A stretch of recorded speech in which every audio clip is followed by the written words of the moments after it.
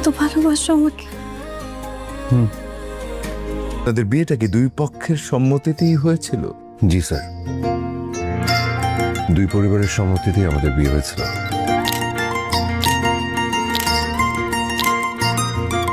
আপনাদের বিয়েতে কি আপনার বেস্ট ফ্রেন্ড, প্রিয় বন্ধু এসেছিল? জি স্যার, ছবিও তুলেছিল। How was your family life? আমার গরিবী চিলেকোঠায় খুব সুন্দর একটা সংসার করেছিলাম আমরা স্যার। চোখ হলো।